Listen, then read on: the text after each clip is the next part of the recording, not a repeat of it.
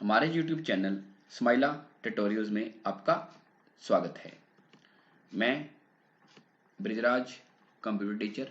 आज हम subject computer science class +2 chapter 1 review of class +1 में जो टॉपिक पढ़ेंगे वो है वेरी शॉर्ट आंसर क्वेश्चंस। आओ देखते हैं।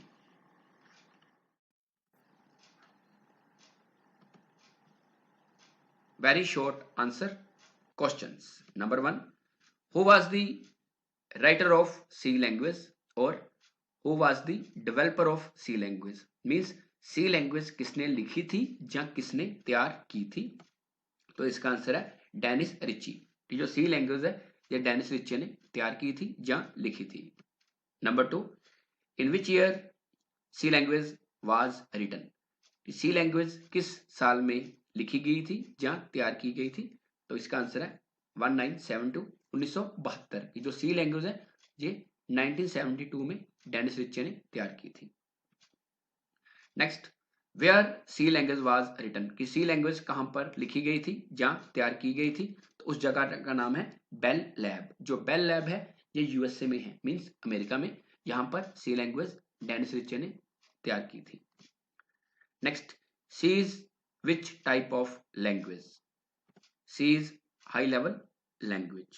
कई बार C को मिडिल लेवल लैंग्वेज भी बोलते हैं। इसको मिडिल लेवल लैंग्वेज इसलिए बोलते हैं क्योंकि C लैंग्वेज के अंदर हाई लेवल लैंग्वेज के प्रोग्राम तो चलते चलते हैं, इसके अलावा असेंबली लैंग्वेज के प्रोग्राम भी रन हो सकते हैं।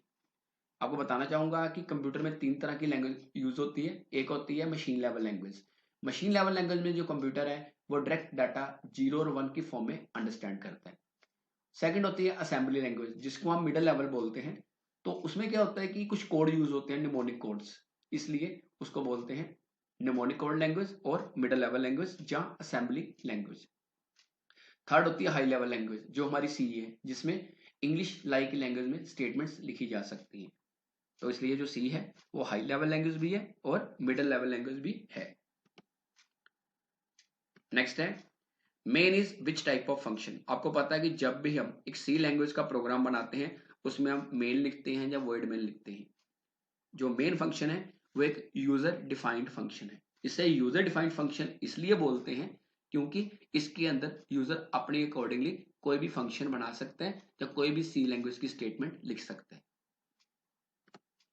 नेक्स्ट है in C language every statement is terminated with which character. C language के अंदर अगर आपने किसी स्टेटमेंट को खत्म करना है तो उसके लिए कौन सा कैरेक्टर यूज होता है? जैसे हम इंग्लिश लैंग्वेज की बात करते हैं, इंग्लिश लैंग्वेज के अंदर अगर आपने किसी लाइन को खत्म करना है तो उसके लिए हम फुल स्टॉप लगाते हैं। हिंदी में पूर्ण विराम लगाते हैं या पंजाबी में विराम चिन्ह लगाते हैं। उसी तरह सी लैंग्वेज में अगर आपने किसी स्टेटमेंट को खत्म करना है तो उसके लिए हम क्या यूज करेंगे? Semi colon. Next, how many main functions can be used in C language program? Means कि सी लैंग्वेज प्रोग्राम में हम कितने मेन फंक्शन यूज कर सकते हैं? तो इसका सही आंसर है 1। सी प्रोग्राम में हम एक से ज्यादा मेन फंक्शन यूज नहीं कर सकते, सिर्फ एक ही मेन फंक्शन यूज कर सकते हैं। नेक्स्ट है in C language square bracket is used for dash. C language में जो स्क्वायर ब्रैकेट है वो किसके लिए यूज होती है? स्क्वायर ब्रैकेट यूज होती है एरे के लिए। अगर हम गोल ब्रैकेट की बात करें, जैसे यहाँ पे 7th क्वेश्चन में मेन के साथ जो ब्रैकेट लगी है, अगर ये ब्रैकेट आती है तो इसको क्या बोलते हैं? फंक्शन। मतलब कि जो गोल ब्रैकेट है वो फंक्शन के साथ यूज होती है, जो स्क्वायर ब्रैकेट है वो किसके यूज होती है? एरे के साथ। नेक्स्ट है in C language dash is use to store same type of values. C language के अंदर अगर हमने एक वेरिएबल के अंदर एक से ज्यादा वैल्यू स्टोर करनी है सेम टाइप की, तो उसके लिए क्या यूज करेंगे? उसके लिए यूज करेंगे एरे।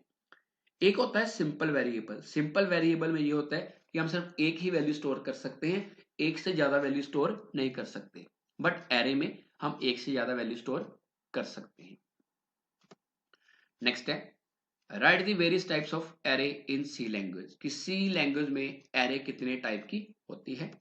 एरे 3 तरह की होती है, 1 डायमेंशनल एरे, 2 डायमेंशनल एरे और मल्टी डायमेंशनल एरे।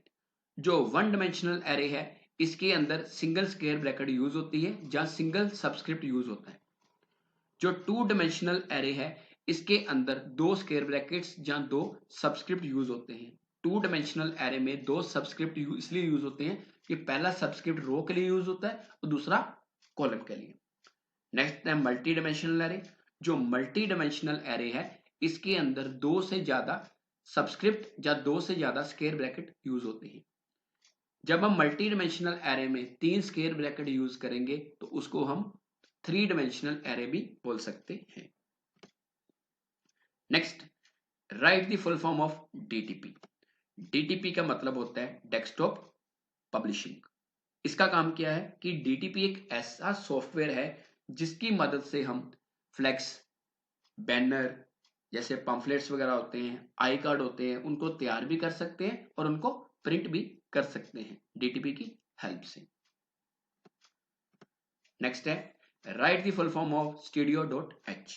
studio.h का पूरा नाम होता है standard input output header file.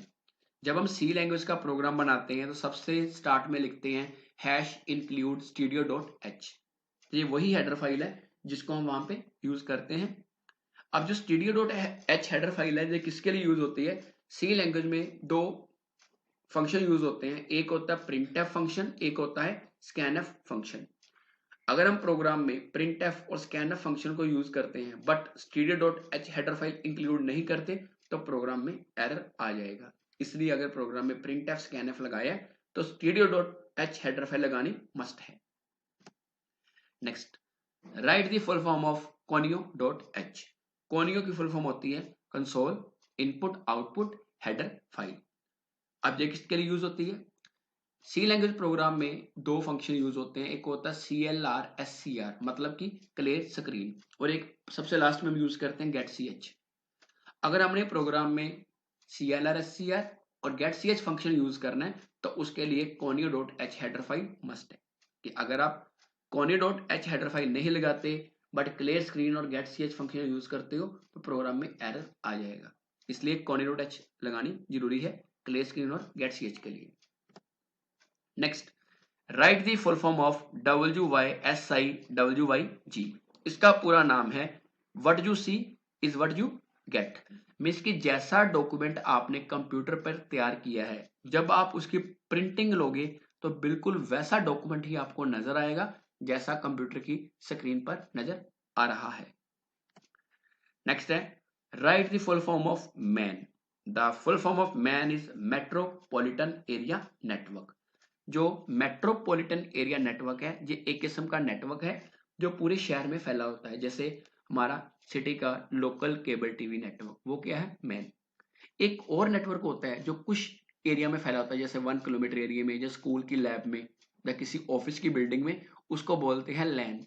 लैन का मतलब होता है लोकल एरिया नेटवर्क।